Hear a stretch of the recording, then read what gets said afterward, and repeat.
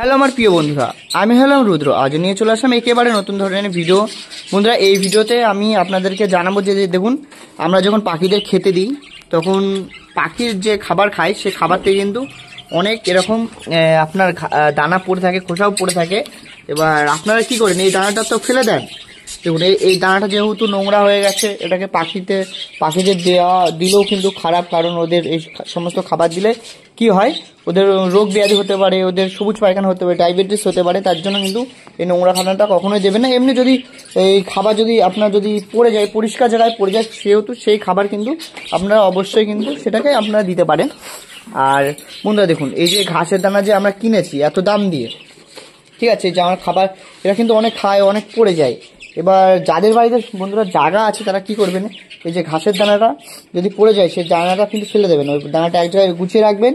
এবং যাদের অনেক জমি আছে তারা কি করবেন, ওই ঘাসের দানাটা কিন্তু আপনারা কিছুটা ভুঁই খুঁড়ে ওখানে ছড়িয়ে দিতে পারেন। যাদের বাড়িতে গরু এবং ছাগল আছে, তাহলে কী হবে বন্ধুরা, এই একটা খাবার থেকে কিন্তু, একটা দানা থেকে কিন্তু আপনার গরু এবং ছাগলকেও খাওয়াতে পারবেন। ওই দানাটা ছড়িয়ে দেবেন, মাঝে মাঝে জল দেবে, দেখবেন ওখান থেকে কিন্তু ঘাস উঠেছে, ওই ঘাসের দানা হবে, ওইটাও কিন্তু পাখিদের খাওয়াবেন। বা আপনার যে ঘাস উঠবে ওই ঘাসটাও কিন্তু আপনি আপনার বাড়িতে যদি গরু বা ছাগল থাকে তাদেরকে খাওয়াতে পারবেন। এবং ওই যে ঘাসটা হবে না, ওই ঘাসটা যদি পরিপূর্ণ হয়ে যায় তখন কিন্তু এরকম আপনারা ঘাসের দানা পাবেন। যাদের প্রচুর পরিমাণে জায়গা আছে, তো অনেক জায়গা আছে, বা আপনাদের এক কাটা জায়গার মধ্যেও আপনারা লাগাতে পারেন। এখানে কিন্তু ঘাসের দানা কিন্তু প্রচুর পড়ে যায়। আমরা যে রোজ প্রতিদিন খাবার খেতে দিই তাতে কিন্তু আমাদের ঘাসের দানা প্রচুর পরিমাণে পড়ে যায়। সেক্ষেত্রে কিন্তু আপনি কিন্তু এই ঘাসের দানাটা কিন্তু গুছিয়ে আপনি আপনাদের জমি থাকে সেখানে কিন্তু ছড়িয়ে দিতে পারেন। এবং সেখান থেকে কিন্তু বন্ধুরা আপনাদের ঘাস হবে, ঘাসের যে গাছটা হয় সেই গাছটা কিন্তু উঠবে এই দানা থেকে। সেই গাছটা যখন বড় হবে সেটা কিন্তু আপনি কেটে গরু বা ছাগলকে খাওয়াতে পারবেন। বন্ধুরা, এটা আমার একটা আইডিয়া আসলো, যেহেতু আমি এরকম প্রত্যেকদিন খাবার দিই তো আমার কিন্তু অনেক খাবার নষ্ট হয়, ওরা ওড়াউড়ি করে, ওই বাটির দিকে কিন্তু খাবার অনেকটা পড়ে যায়। সেহেতু বন্ধুরা এই খাবারটা তো আমি ওকে দিই না, সেহেতু আমি এই খাবারটাকে একটা জায়গায় গুছাই এবং আমি কিন্তু ফেলে দিই। আমাদের যেহেতু অনেক জমি নেই এখানে বন্ধুরা, এখানে কারোরই অত হিউজ পরিমাণে জমি নেই এই কলকাতাতে, কারণ এখানে জমি প্রচুর দাম। সেহেতু বন্ধুরা যাদের আমি গ্রামের সাইডে বা ওখানে বাড়ি আছে, বা এখানেও যাদের অনেক জমি জায়গা আছে, যাদের গরু এবং ছাগল আছে, তারা কিন্তু অবশ্যই কিন্তু এরকম যদি ঘাসের দানা পড়ে থাকে পাখির ঘরে, সেই দানাগুলো কিন্তু আপনারা আপনাদের যে যদি ফাঁকা জমি থাকে বাড়ির পাশে সেখানে কিন্তু লাগাতে পারেন। তাহলে ওখান থেকে বন্ধুরা কী হবে, যে এই ঘাসের দানাটা থেকে যে গাছটা হবে সেই গাছটা কিন্তু আপনি আপনার গরু এবং ছাগলকে খেতে খাওয়াতে পারবেন। তাহলে একটা খরচা থেকে কিন্তু আর একটা খরচা বেঁচে যাবে বন্ধুরা। তখন দেখবেন যে না, আপনাদের কিছু সুবিধা হচ্ছে। তাই এই আইডিয়াটা আমার মাথায় এসেছিলো বন্ধুরা, তাই এটা আমি আপনাদের সাথে শেয়ার করলাম। আর দেখুন বন্ধুরা, আমার কিছু কিছু পাখি আপনাদেরকে দেখাচ্ছি। দেখুন কত সুন্দর পেয়ার, দেখুন এটা রেইনবো আছে বন্ধুরা, এই যে দেখুন এটা হলো রেইনবো বদ্রি পাখি বন্ধুরা, এই দেখুন কত সুন্দর কালার। আর এই বদ্রি পাখিটার নাম হলো স্প্যাঙ্গেল বদ্রি পাখি, দেখুন কত সুন্দর।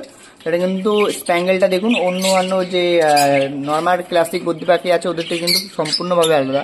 দেখুন স্প্যাঙ্গেলগুলো কিন্তু সুন্দর কালার, একদম ডিপ কালার হবে। দেখুন কত সুন্দর, মাথার কাছে কিন্তু সাদাটে দেখতে পাচ্ছেন। দেখুন এটা স্প্যাঙ্গেল, আর ওই দেখুন ওটা আছে রেইনবো বদ্রি পাখি, আর ওই পাশেটা আছে ক্লাসিক বদ্রি পাখি। এটা ফিমেল ছিল, বুঝতে পেরেছেন। আর বন্ধুরা আপনাদেরকে আমি দেখাচ্ছি, দেখুন এখানেও নতুন সব জোর দিয়েছি বন্ধুরা। আশা করি এরপরে কিন্তু আমার প্রচুর পরিমাণে পাখি হবে, যেহেতু আমি নতুন পেয়ার দিয়ে দিয়েছি। দেখুন এর সাথে পেয়ার নিয়ে নিয়েছে, একটা সুন্দর পেয়ার, একটা লুটিনের সাথে একটা আকাশি নিয়েছে, খুব সুন্দর একটা পেয়ার নিয়েছে এখানে দেখতে পেয়েছেন বন্ধুরা। আর এই পাশে দেখুন এটা একটা সিঙ্গেল, এটা কিন্তু বন্ধুরা আপনার নর্মাল বদ্রি পাখি নয়, এটা কিন্তু নর্মাল নয়, ওইগুলো নর্মাল বদ্রি পাখি। এটা লুটি নিয়েছিল, আর এটা আকাশের মধ্যে সুন্দর বদ্রি পাখি। আর একটা ছোট্ট বাচ্চা পাখি দেখুন পালাচ্ছে।